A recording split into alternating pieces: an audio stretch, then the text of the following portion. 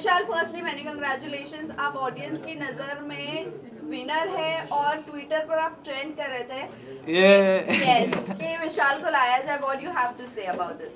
अब क्या लाया जाए, 2 ही दिन बचे हैं तो लाने का तो फ़ायदा नहीं है। खैर बट मैं बहुत ज़्यादा ग्रेटफुल हूँ कि बाहर आके मुझे दिखा है कि पब्लिक ने इतना प्यार दिया है मुझे। और अगर आउट होके भी ऐसा अगर पब्लिक बोल रही है कि आप विनर हो तो भाई फिर तो आप जीत गए हो। उनका अगर दिल, पब्लिक का दिल जीत लिया तो फिर आप शायद जीत गए हो।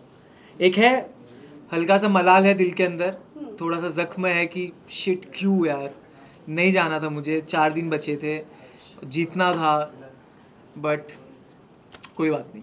बट आपको लगता है, आपको अदनान ने आकर इन्फॉर्म भी किया था कि कटारिया की दोस्ती तेरे लिए सही नहीं है, फिर भी आप वही कंटिन्यू किए। कहीं ना कहीं आपको ऐसा लगता है कि वो दोस्ती आप पे भारी पड़ गई? देखो मेरे को ऐसा लगता है ना कि अगर मैं ये ज़रूर मानूंगा कि उसको उधर मेरा साथ देना चाहिए था।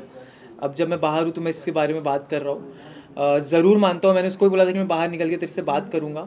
बट जहाँ तक मैं बोल रहा हूँ ये चीज़ कि मैं अपनी दोस्ती एक इंस्टेंस पे जज नहीं करता।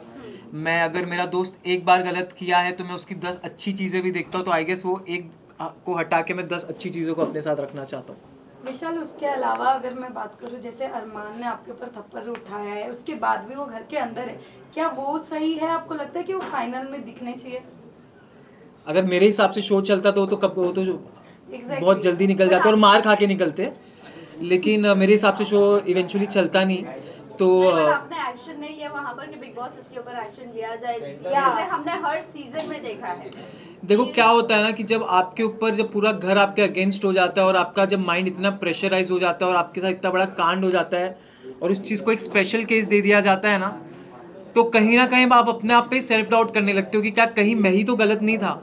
और मैं उस टाइम पे इतना ब्लॉक हो चुका था माइंड से, मतलब मैं टूट चुका था। मैं बेसिकली मैं दिल से बोल रहा हूँ ये सारी चीज़ें कि मेरे को कुछ जी, मेरा कॉन्फिडेंस जो मेरा था स्टार्ट से, मेरा फोकस सब गायब हो चुका था। तो मैं था वहाँ पे बट मैं नहीं था, तो I was just zoned out.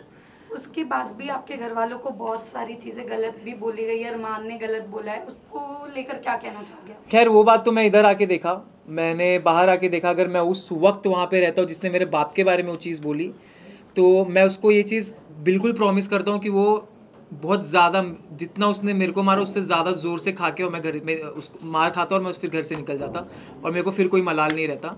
But खैर उससे तो उसकी नीयत दिख जाती है, उसकी वो कैसा इंसान है वो समझ में आ जाता है कि अगर किसी के माँ बाप पे आप जाके कमेंट कर रहे हो तो आप कितने नीच किस्म के इंसान हो वो दिख जाता है। बट विशाल, थप्पड़ वाले इंसिडेंट के बाद मैं आपको हैट्स ऑफ करना चाहूँगी, जिस तरीके से आपने उस पूरी चीज़ को मैनेज किया है, बहुत ही अच्छी तरीके से मैनेज किया। जैसे कि आपने कहा कि मैं बहुत मतलब मेरा कॉन्फिडेंस गिर गया था, पेरेंट्स के आने के बाद में कितना रिलीफ मिला एंड कितना कॉन्फिडेंट गेन कर पाया? बहुत, मतलब 2-3 दिन तो ऐसा था कि मतलब मैं सोच रहा था कि शिट यार ये क्या हो गया मेरे साथ बाहर क्या हो रहा होगा, मेरे जनता, मेरे दोस्त, मेरी फैमिली क्या सोच रही होगी मेरे बारे में।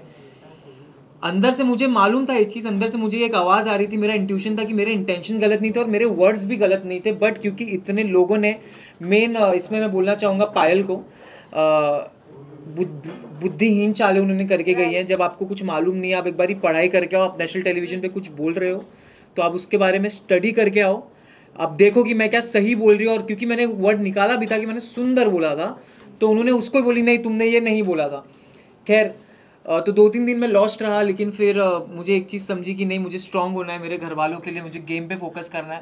और उसके बाद जब मेरे मम्मी पापा आए तो जी बिल्कुल मेरा बहुत ज़्यादा कॉन्फिडेंस ऊपर हुआ और मैं सोच लिया अगर मेरे ऑडियंस और मेरे माँ बाप सही समझ रहे तो मुझे घंटा फिर किसी से फ़र्क नहीं पड़ता। लेकिन इस पूरे इंसिडेंट में लवकेश ने आपको बैक स्टेप किया है, उसके बावजूद आपकी और लवकेश की दोस्ती जो है वो कायम रही एंड एक टास्क के दौरान आप दोनों ने ही एक दूसरे की पोल खोली। कहीं ना कहीं मन में एक ग्रज आपके था लवकेश को लेकर जो आप दोस्ती के लिए दबा कर बैठे थे? नहीं, मुझे कभी ग्रज नहीं था जी। ये चीज़ मुझे बुरी ज़रूर लगी थी कि मैं चाहता था मेरा स्टैंड ले वो जगह, और एक चीज़ जो मैंने बोली थी कि अच्छे इन अ गुड वे मैंने बोला, वो चीज़ मैं चाहता था वो क्लियर करे। बट खैर मैं ये भी उसको देता हूँ कि बहुत प्रेशर था वो टाइम पे और जैसे बोला अभी भी उसने कल मीडिया इंटरव्यू में बोला कि कुछ चीज़ें जैसे 4 घंटे पहले की भी बातें याद नहीं रहती, बिग बॉस के घर में हज़ारों बातें होती हैं। तो मेरा ये बोलना था अगर तेरे को नहीं अच्छे से तू बोल देता कि मुझे अच्छे से स्टेटमेंट नहीं याद है जो भी है, बट जहाँ तक रही बात टास्क की, तो टास्क में मैं ये बोलना चाहूँगा कि यार वो एक टास्क था, हमको करना था, उसके बाद भी हम खुश नहीं थे उस चीज़ से जो हमें करना पड़ा था। और हमारे पास ये बहुत अलग किस्म की एक अजीब सा टास्क आ गया था हमारे पास, हमको करना पड़ा क्योंकि बिग बॉस ने क्लियर शब्द में लिखा था कि मजाक नहीं है, आपको ये टास्क करना है। तो फिर भी लेकिन वीकेंड पे सुनाया गया कि टास्क में दोस्ती तो करो तो भी दिक्कत, ना करो तो भी दिक्कत, तो वो हो गया था। तो मैं और मकबूल तो रेडी रहते थे हर वीकेंड के वार पे कि चलो भाई अपने को बैठना है, अपने को सुनना है। तो नहीं, बट जहाँ तक रही बैक स्टैबिंग की, तो मैं ये बहुत कड़क शब्द है बोलने के लिए, मैं ये नहीं यूज़ करना चाहूँगा। जैसे मैंने बोला ये चीज़ कि मेरा दोस्त था और दोस्त रहेगा।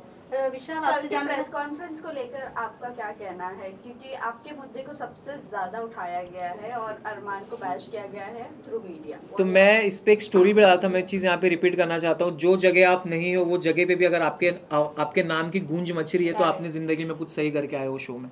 क्या होता है विशाल, आपसे जानना चाहूँगी, रणवीर शौर्या ने भी काफ़ी आपसे फाइट हुई है आप दोनों के बारे में, निकलने के बाद भी काफ़ी ज़्यादा वो ग्रुप खुश नज़र आई। तो आप बताना चाहें रणवीर शौर्या की गेम जिस तरीके से वो सामने वाले को चुप करा देते हैं, इवन जो अनदर कंटेस्टेंट्स है वो कहीं ना कहीं उनके एज, उनके एक पर्सनालिटी को देख के एक रिस्पेक्ट करते हुए चुप हो जाते हैं, आपको क्या कहना है उनके बारे में? रणवीर सर का मेरे को ये लगता है ना कि रणवीर सर बहुत चालाक है, वो सुमड़ी में इधर उधर की बातें करके निकल जाते हैं। हालांकि मैं उनकी बहुत इज्जत करता हूँ जिस हिसाब से वो गेम खेल रहे हैं, जिस हिसाब से उन्होंने टास्क परफॉर्म किया है, जितना ईयर का उनका एक्सपीरियंस है, उनका हार्डवर्क है, वो मैं रिस्पेक्ट करता हूँ। लेकिन आप अगर हम अब छोटों से एक्सपेक्ट करते हो इज्जत, तो क्या आपका ये फ़र्ज़ नहीं बनता कि छोटे भी आपके साथ एक नेशनल टेलीविज़न पर मेहनत करके आप उनको भी इज्जत दो? क्योंकि अगर आप इज्जत दोगे तो आपको इज्जत मिलेगी। खैर उन्होंने इज्जत दी नहीं, लेकिन फिर भी हमने उनको इज्जत दी थी। सना मकबूल भी प्लेटफॉर्म से, वही प्लेटफॉर्म से आती है, एक्टर वो भी है, एक्ट्रेस वो भी है, बट रणवीर सर से उनको इज्जत तो मिलती नहीं है, बल्कि उनको डोमिनेट ही किया जाता है या कोई भी चीज़ों को लेकर बोला जाता है। अरे मकबूल स्ट्रांग है, उसको कोई कुछ नहीं कर सकता, कोई सीन नहीं है उसका, वो सही है, वो कर लेगी मैनेज। और जहाँ तक रही बात रणवीर सर की बात, तो वो करते हैं, उन्होंने तो भाई बहुत सारी ऐसी ऐसी चीज़ें उन्होंने कह दी है, मेरे और मकबूल के रिलेशन पे ऐसे ऐसे उन्होंने बातें कह दी है, बट खैर उन पे नहीं बोला गया है, कोई बात नहीं। बट ऑडियंस देखिए पे आते हैं, साई केतन ने जहां एक क्लिप वायरल हो रही थी, उन्होंने कहा इस ग्रुप के बंदों को उड़ना बहुत जरूरी है। इतने फ्रस्ट्रेट हो गए थे आप चारों के ग्रुप से कि जब वो आप तीनों निकले तो जैसे मैंने बताया कि वो ग्रुप काफी ज्यादा एक्साइटेड और खुश नजर आ रही थी, बट क्या उनकी तरफ से हमने गेम प्लान नहीं देखा? एक बात बताता हूँ मैं, क्या था? एक बात बताता हूँ मैं, continue to this question. Sai ने निकलते कहा कि सॉफ्ट कॉर्नर, किस बात है सॉफ्ट कॉर्नर? बताता हूँ, आप लोगों को हेट ही करते थे। बताता हूँ, उसमें भी आऊँगा मैं। मेरे ख्याल से तो आप अगर ये सारी चीज़ें देखो तो एक चीज़ से ये समझ सकते हो कि भाई उनकी फट गई थी लिटरली। हम चारों से सब घर वालों की फटती थी कि भाई अगर ये नहीं जा रहे यहाँ से, इनको तिगड़म करके निकालना पड़ेगा, क्योंकि अगर इनको तिगड़म करके नहीं निकाले तो ये आखिरी तक नहीं हिलने वाले। और मैं ये दावे के साथ कहता हूँ, जो हिसाब से मुझे ऑडियंस का, जनता का प्यार दिखा है, हम चार तो नहीं हिलने वाले थे, बट बहुत सारी चीज़ें करी गई, ठीक है। और जहाँ तक रही बात कि इन चारों को उड़ाना पड़ेगा, सबसे पहली बात भाई तेरे बस की बात है नहीं, तेरे बस की तो बात नहीं, तेरा पॉइंट रखने की, तो चारों को उड़ाने की क्या बात कर रहा है? तो पहली चीज़ ये। और दूसरी चीज़ जहाँ तक रही बात, साई ने अगर ये बात बोली है, जो कि मेरे को नहीं मालूम, बोली है, तो मैं साई को एक बात बोलना चाहता हूँ। साई, आपके लिए मैंने नया नाम निकाला, आप साई केतन या आप साइड केतन है, ठीक है? तो साइड केतन इसीलिए आपने पूरे शो में आपने यही चीज़ बोला है कि ये एक दो दोस्ती, एटलीस्ट हम अपने दोस्ती पे तो थे, जो भी हमारे बीच में हम एक दूसरे के साथ खड़े थे, जो पूछ बोल रहे हो, हम दोनों एक दूसरे को सुधारते थे, बोलते थे। तुम तो लेजिट पूछ बन के घूम रहे हो।